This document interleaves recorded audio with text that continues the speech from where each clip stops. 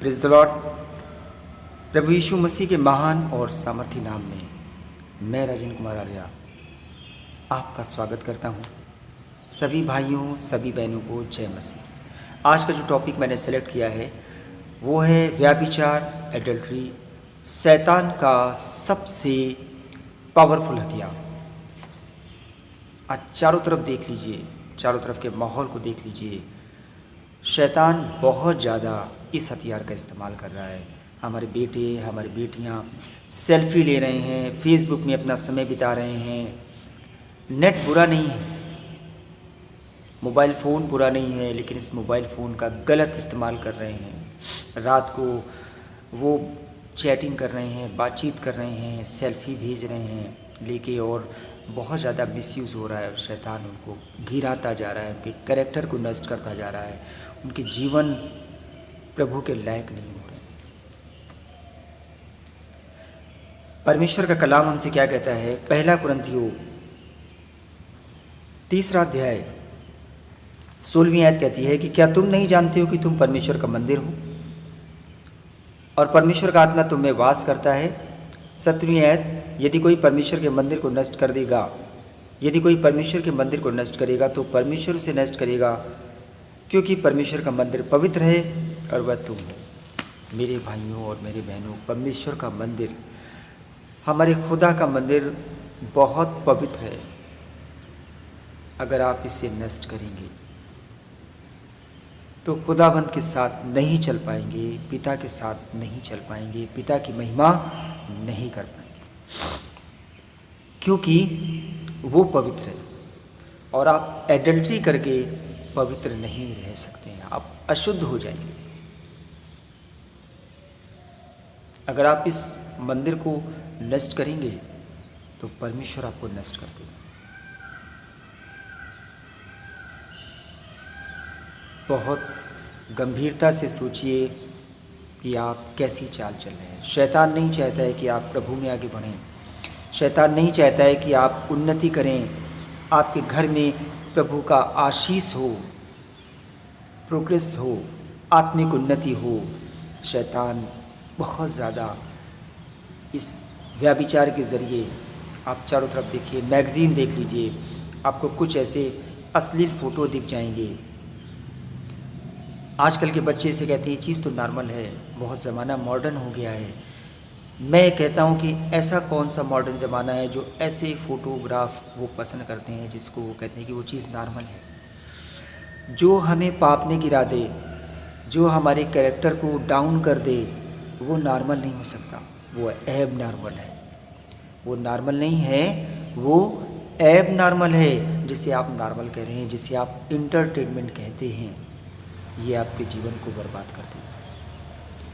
एक slow poison, एक मीठा जहर, स्वीट पॉइजन हम कहें, ये शुरुआत में बहुत अच्छा लगता है, धीमे धीमे आपके कैरेक्टर को, आपकी प्रतिष्ठा को, और सबसे ज़्यादा प्रभु से आपको दूर कर देगा। आप प्रभु के लायक बचेंगे नहीं, और शैतान यही चाहता है। आप प्रभु में तालियां बजाएंगे, हाथ उठा के दुआएं करेंगे, फिर कोई भाई आपको अच्छा लगेगा, कोई बहन आपको अच्छी लगेगी, आप सेल्फी लेंगे, आप बातचीत करेंगे, फिर धीमे धीमे उसे जीवन साथी के रूप में देखने लग जाएंगे, सपने बनाएंगे, और फिर वो छोड़ के चला जाएगा। आप टूट जाएंगे, प्रभु से फिर कहेंगे कि प्रभु मेरे साथ क्यों गलत हो रहा है। बहुत सारी तो बहनें कहती हैं, मैंने देखा है, या भाई कहते हैं कि परमेश्वर तो प्रेम है, बाइबल कहती है सबसे प्रेम करो। मेरे भाइयों मेरी बहनों, सोच समझ के चलिए, वचन क्या कहता है उसको गंभीरता से समझिए।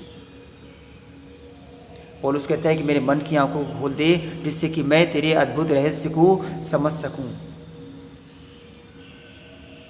कहीं ऐसा ना हो कि आपका आत्मिक जीवन नष्ट हो जाए। परमेश्वर की आज्ञाओं में एक आज्ञा, परमेश्वर की आज्ञाओं में एक आज्ञा है, तू व्यभिचार ना करना। परमेश्वर ने भी आपको आज्ञाएं दी हैं। 10 आज्ञाओं में एक आज्ञा है जिसमें परमेश्वर खुदा आपसे कह रहा है कि तू व्यभिचार ना करना। कभी कभी विश्वासी भाई बहनों के जीवन में कुछ ऐसी परिस्थितियां उत्पन्न हो जाती हैं जहां पे वो समझौता या कुछ समझ नहीं पाता है कि मैं अब करूं क्या, मैं इसे कैसे बच लूं। मैं आपको एक एग्जाम्पल देता हूं। उत्पत्ति की पुस्तक में यूसुफ बहुत धर्मी पुरुष था। यूसुफ बहुत धर्मी पुरुष था और वो खुदा के साथ साथ चलता था, खुदा उसके साथ में चलता था। वो जिसके साथ में रहता था वहाँ पे आशीष होती थी। बहुत कष्ट और बहुत दुख का जीवन उसने जिया है। पोतीफर एक मिस्री था जिसने उसे दास के रूप में मोल ले लिया था। दास प्रथा थी पहले। और आप ये समझिए कि इसके जीवन में भी बहुत गरीबी होगी या कोई ऐसा कष्ट होगा कि दास के रूप में पोतीफर ने इसे खरीद लिया है। दास के रूप में पोतीफर इससे काम ले रहा है, लेकिन पोतीफर देख रहा है कि ये खुदा का दास है और जब से ये आया है तब से मेरे घर की उन्नति हो रही है, मेरी प्रोग्रेस हो रही है। तो वो उसे सब कुछ उसके हाथ में सौंप देता है। लेकिन परिस्थितियां बदलती हैं। शैतान कभी नहीं चाहता है कि आप प्रभु में उन्नति करें। आपका जीवन सब कुछ अच्छे से चलता रहेगा और अचानक परिस्थितियां बदलेंगी। आपको पता है पोतीफर की पत्नी बहुत सुंदर थी। वचन में लिखा है 6वीं आयत 39वां वचन है उत्पत्ति की पुस्तक में 39वां अध्याय और 6वीं आयत। इसलिए उसने अपना सब कुछ यूसुफ के हाथ में यहाँ तक छोड़ दिया कि अपने खाने की रोटी को छोड़ अपनी संपत्ति का हाल कुछ ना जानता था। यूसुफ सुंदर और रूपवान था, स्मार्ट था, सुंदर था। इन बातों के पश्चात ऐसा हुआ कि उसके स्वामी की पत्नी ने यूसुफ की ओर आंख लगाई और कहा मेरे साथ सो। अब समस्या खड़ी हो गई। एक प्रभु का दास है जो मोल लिया गया है, उसके घर में काम कर रहा है, उसका स्वामी उससे बहुत खुश है, प्रसन्न है, सब कुछ उसके हाथ में कर दिया है, उसकी उन्नति हो रही है, घर की उन्नति हो रही है। ऐसे में उसकी पत्नी गलत नज़र यूसुफ पे डालती है। अब यूसुफ के पास कोई रास्ता नहीं है कि वो करे क्या।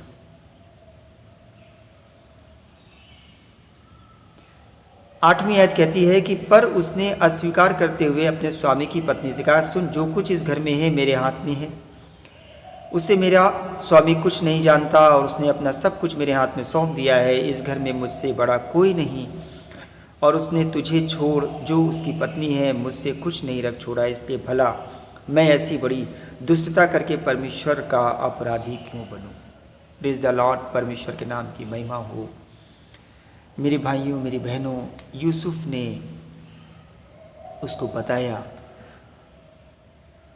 और वो अपने आप से भी बातचीत कर रहा है कि मैं परमेश्वर का गुनहगार कैसे बनूं। परमेश्वर के साथ हम नहीं चल पाएंगे, कंप्रोमाइज़ नहीं कर पाएंगे। ऐसा नहीं है कि आप थोड़ा सा एंटरटेनमेंट कर लें और फिर खुदा से अपनी गलती मान लेंगे, मेरे पिता मुझसे गलती हो गया, मुझे क्षमा कर दे। ऐसा नहीं चल पाएगा।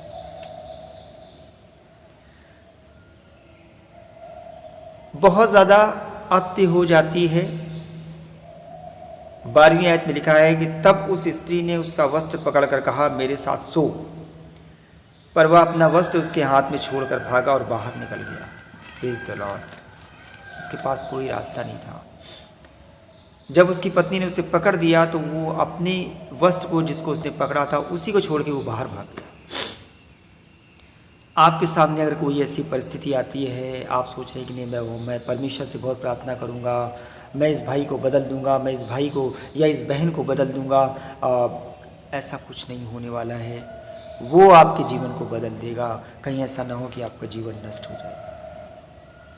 आप अगर ऐसी परिस्थिति देखते हैं तो बाइबल, खुदा का कलाम आपसे एक ही बात सिखाता है कि वहाँ से दूर हट जा।